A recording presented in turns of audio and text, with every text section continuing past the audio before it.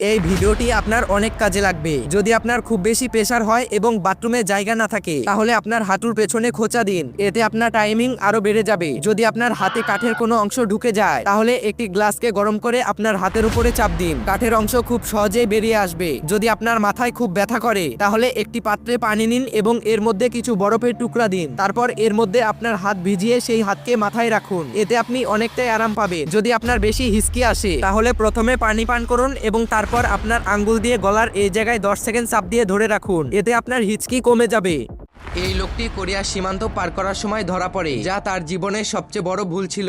আমি এটা বলছি কারণ যখন মিলিটারি পুলিশ তাকে ধরতে যায় তখন সে তাদের দেখে ভয় পেয়ে যায়, এমনকি যখন তাকে বাঁচানোর জন্য দড়ি পানিতে ফেলা হয় তখন সে এতটাই আতঙ্কিত ছিল যে সেই দড়ি গলায় পেঁচিয়ে নেয়, অথচ মিলিটারি পুলিশ তাকে সাহায্য করতেই এসেছিল।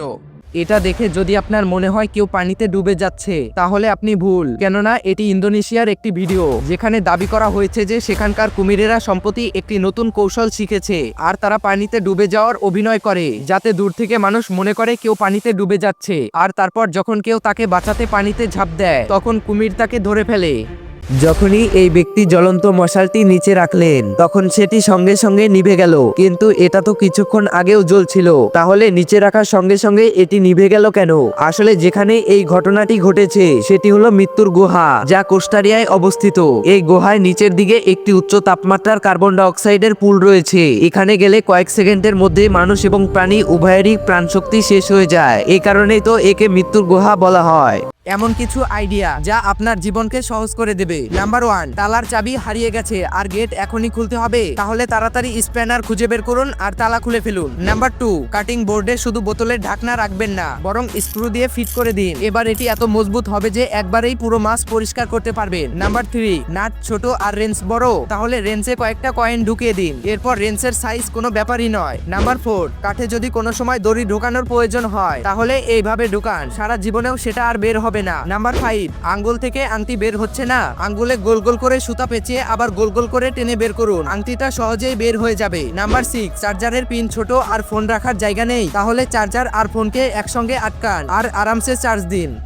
এটা আপনার সাথেও হতে পারে যদি আগুনে পানি ঢালার চেষ্টা করেন। আসলে অনেক সময় রান্নাঘরে রান্নার সময় কুকিং অয়েলে আগুন লেগে যায়, বেশিরভাগ মানুষ তখন সেই আগুন নেভানোর জন্য তাতে পানি ঢেলে দেয়, কিন্তু এতে আগুন নেভার বদলে আরো বেশি ছড়িয়ে পড়ে। তাই এই ধরনের পরিস্থিতি সামলানোর জন্য 3টি সহজ উপায় রয়েছে। প্রথমত, ধাতব ঢাকনা দিয়ে আগুনকে ঢেকে দিন, এতে অক্সিজেন সরবরাহ বন্ধ হয়ে যাবে এবং আগুন নিভে যাবে। দ্বিতীয়ত, বেকিং সোডা নিয়ে আগুনে ঢেলে দিন, এতে আগুন নিভে যাবে। তৃতীয়ত, যদি আগুন না নেভে তাহলে দ্রুত ফায়ার এক্সটিংগুইশার ব্যবহার করুন, কারণ যদি দেরি হয়ে যায় তাহলে কি হবে বুঝতেই পারছেন।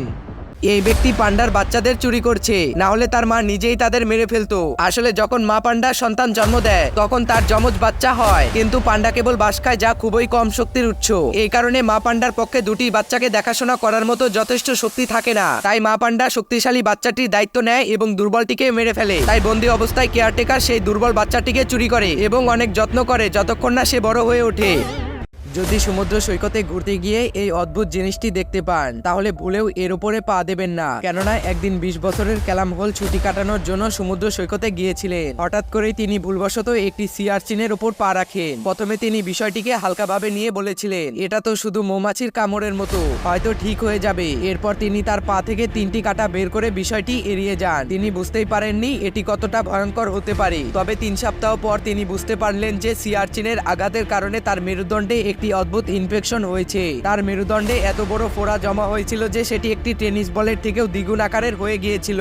এর ফলে ক্যালাম্পাই মৃত্যুর মুখে চলে যায়। যদিও তিনি বেঁচে গিয়েছিলেন, কিন্তু তার পুরো শরীর প্যারালাইজ হয়ে যায়। এখন হয়তো তিনি আর কখনো হাঁটতে পারবেন না।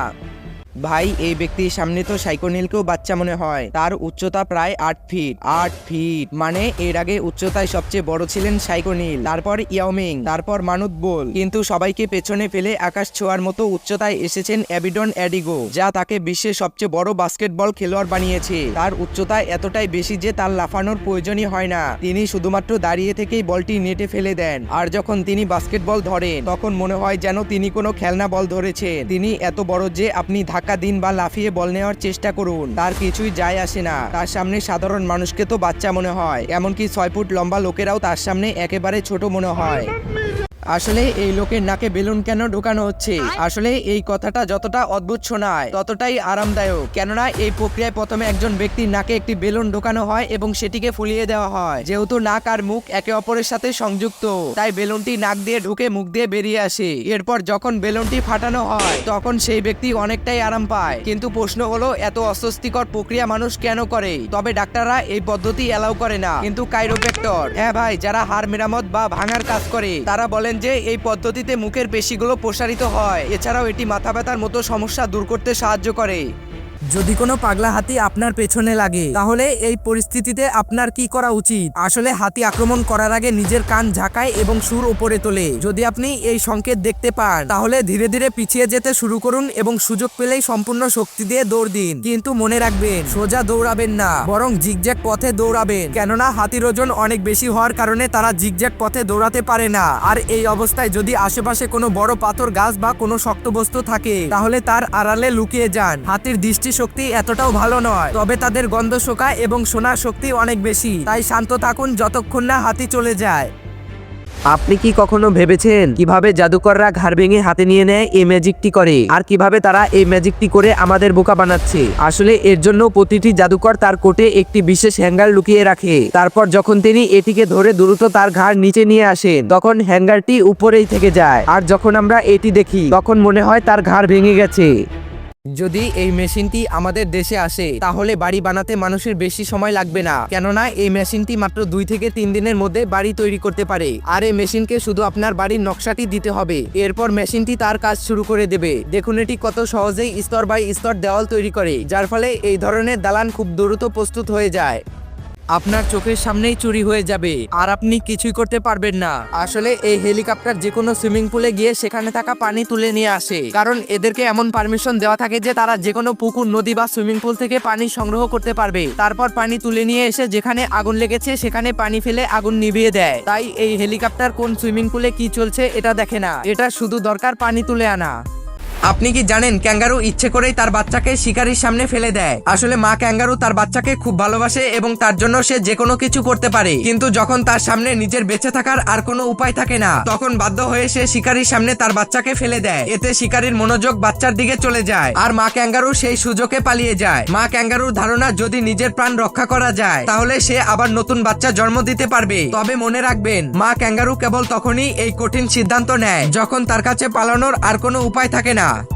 আফ্রিকার রাস্তাগুলোতে আপনি এরকম হাজার হাজার গাড়ি দেখতে পাবেন, কেননা যেটা আমাদের জন্য বাতিল বা অকাজীয় সেটা ওখানকার লোকদের অনেক কাজে লাগে। টাকার অভাবের কারণে আফ্রিকার মানুষ প্রায়ই ভাঙাড়ির দোকান থেকে অপ্রয়োজনীয় জিনিস জোড়া দিয়ে গাড়ি বানিয়ে নেয়। এই গাড়ির ইঞ্জিন, গিয়ারবক্স ইত্যাদি সবই আলাদা আলাদা কোম্পানির হয়। তা সত্ত্বেও এই গাড়ির সেফটি রেটিংয়ে 5 স্টার দেয়, কিন্তু মাইনাসে, কারণ যদি এর কোনো দুর্ঘটনা হয় তাহলে এই গাড়ি আপনাকে টিকিট ছাড়াই উপরে পাঠিয়ে দেবে।